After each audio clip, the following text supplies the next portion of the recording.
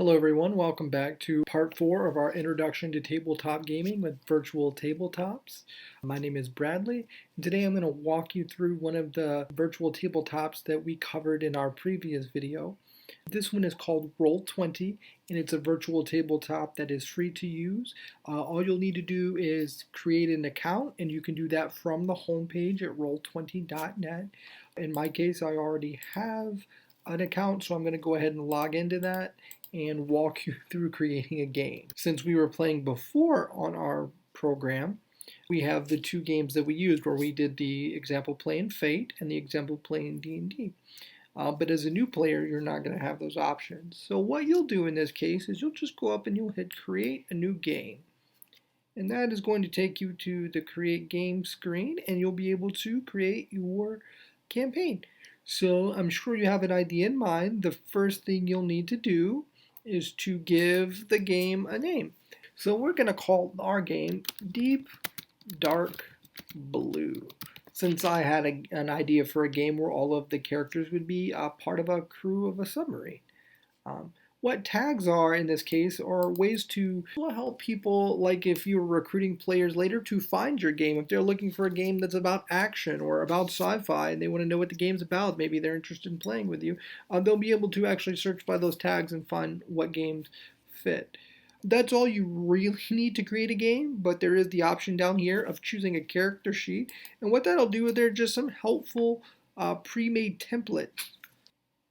And so the helpful thing about this is the templates will have all the information arranged for you, so you or your players could just plug in the information and go without having to create a character sheet. It'll be very easy to read and very easy to use. A lot of them already have macros set up in the system, so that, for instance, you could just click a particular skill, and if a die roll needs to be made, it'll make that roll for you automatically without you having to use any command.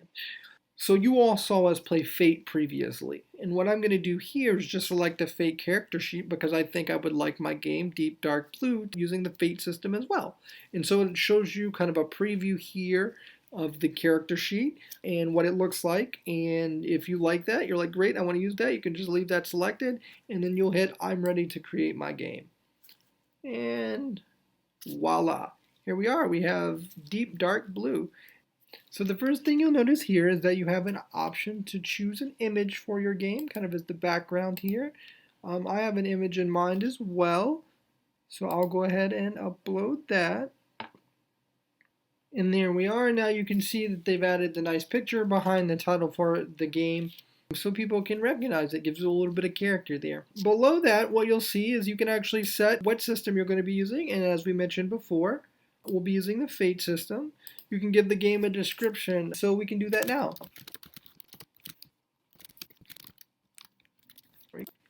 Now, if you're looking for players, if you had an idea for a game and you have a group of friends that want to try it out, great. All you have to do in that case is just go right over here, and you can either copy this link here to your friends, maybe via email or a messenger like WhatsApp or Discord, and they can click that link and they'll be brought here. If they don't already have an account, they'll be asked to create one, and then they'll be that account will be made a member of your game. If you just want to send email, just type in their email address here in the box, and away it goes. Now, for those of you that don't have anyone in mind in order to play a role-playing game with, but you'd like to play or host a game, there's the looking for players option here. And what you can actually do is hit create a listing, and it will take you to a page where you're able to make a listing for the game that you've created. And so you can fill in the information here, like when the game is going to be playing, kind of what you're looking for, if you want to do voice and video, or just voice, or by a text. And you can actually create a listing on the website, and then other players can reply to you so that you can find other players who would also like to play the game that you're playing. Now, given the nature of role-playing games, being able to walk you through creating content for a given game is going to be near impossible, as it's going to vary heavily on a case-by-case basis. But there is a wonderful resource built into the website that I think you'll be able to make use of, and I'm going to show you that now. At the top here, we see we can drop down under games, and we have a few options. The bottom option in the list here is tutorial, and it is also the first option here under the pictures. What I would recommend is that you definitely go through this tutorial the first time you make a game, as it is going to walk you through step by step a lot of the important things you should know on Roll20. There's so much to learn and so many advanced features, we couldn't really cover it in this video, but it is something you should go through if you plan to run a game long term. You won't need everything, but a lot of it will be very helpful for you. What I'm going to share with you now are some great resources for getting started on the virtual tabletop. These resources are going to be helpful no matter what system you choose to run. I'll include QR codes for each of these resources on screen so that you can just scan the QR code and go right to it. First up, we have the Roll20 Crash Course. It's a video guide to all things Roll20, so if you're getting started with Roll20, definitely check it out. It'll go over some of the stuff I've gone over today as well as a whole lot more. Next, we have the Roll20 game tutorial, which I mentioned earlier in the video. It's going to teach you how to use the virtual tabletop interface, including the basics and a lot more of the advanced features as well. Especially if you're GMing for the first time, definitely go through it. Players, it's not necessary, but it may be helpful for you as well.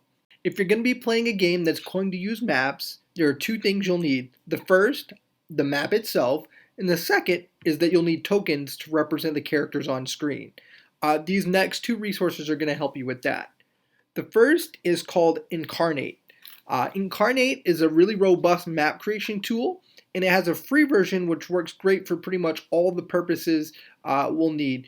The paid tiers grant you a license to use the maps that you create in commercial works, but since we're just using those to make maps for our own games, the free tier is going to work perfectly. The next asset is a collection of free token packs that you can use for your games on Roll20. While Roll20 does include some sample tokens for free, it really never hurts to have a variety, as you'll never know what you'll need or when you'll need it. You can always search Google as well for free tokens or token packs for Roll20, and you're bound to find some other available free token packs as well. Well, I hope this 4-part series has provided you with a helpful look at getting started playing RPGs on a virtual tabletop. From all of us here at GCPL, good luck and happy gaming.